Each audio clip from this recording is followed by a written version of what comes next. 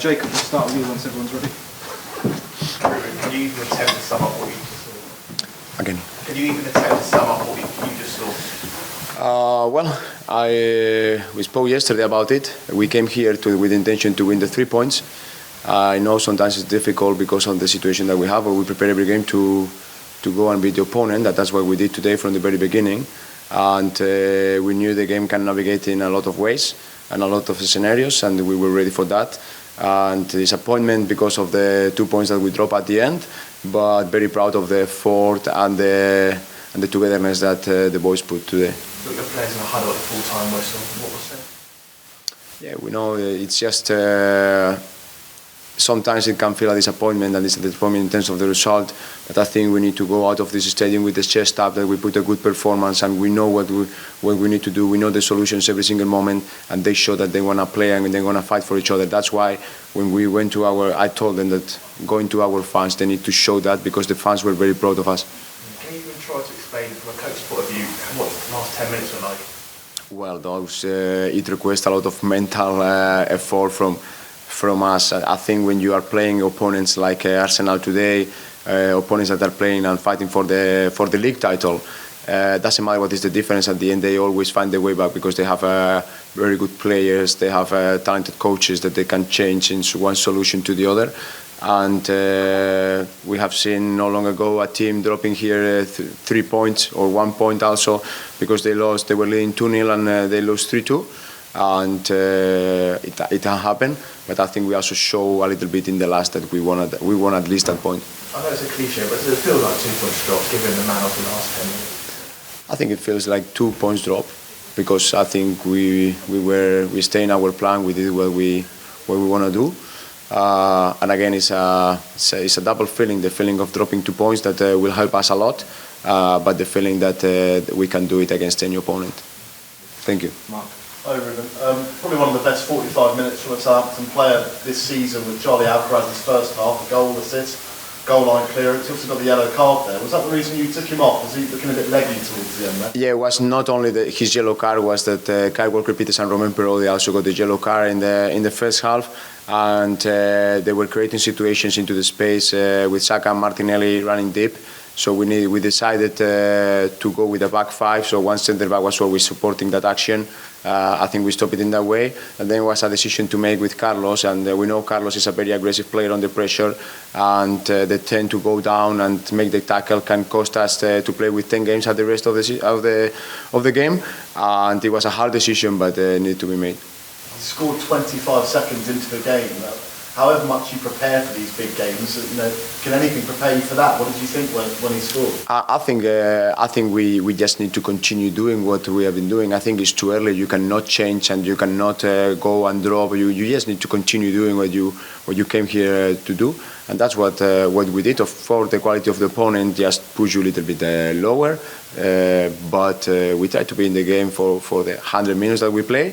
And the result was the result, but we cannot protect anything from the second 28, I think it is. So we try to keep our identity up, and that's what we did. So far under you, Southampton have had results from Chelsea, United, Spurs and now Arsenal. But it seems to be in the other games against those teams in the bottom half that the fight isn't quite there. How do you make sure now that going into Bournemouth next week, you see the same fight, the same desire that you saw tonight against Arsenal? Well, I think the desire is there. What we need to find is the solutions in terms of position that will give us the best chance to do it, and I think we are getting there.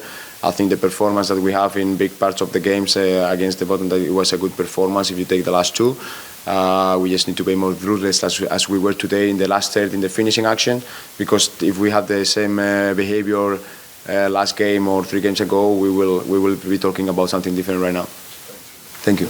Hi there. I just want to quickly ask about Theo Walcott scoring against his former club and actually got a good reception as well from the fans when he came on. You must be delighted with his performance. Yeah, of course. Theo has been a capital player for me since I took the team, and I think he's showing that performance, and he's showing how good he is, how he managed to have this big team spirit. And then I think it was special for him to come back here today. And I'm very proud of the work that he did, and he's a magnificent player. I cannot say anything else than this. Thank you. Yeah, Ruben, good evening. I wanted to ask you first about Jan Bednarek. I mean, it seemed like he didn't really want to come off, but obviously the medical staff, I guess, had to make that decision. Of course, we need to respect the doctors, and when they see something and it's a head injury that they will evaluate now and tomorrow, we cannot take any risk with our players. Sometimes they don't understand because Jan is a competitor and he wants to be on the pitch and they want to help the team. But again, it's like the decision with Carlos. Sometimes you need to make hard decisions, and that's what we did. It seemed like even once he came off, when he was on the bench, there was a moment where you sprinted out to go talk to Lianco and Kaladasar. That must be the kind of spirit you want from your team, where regardless of who's on the pitch, they're all sort of helping each other. Absolutely, and we have this spirit. Some games, if you remember the Chelsea game, that was my first game with you, also have this, and some of the games that, because everybody counts and everybody needs to be involved on that, and that's the team spirit. And it's not one-man job, it's for all of us to give the very best, and he was there on the bench after a substitution trying to get a piece of information for the teammates just to make the team better.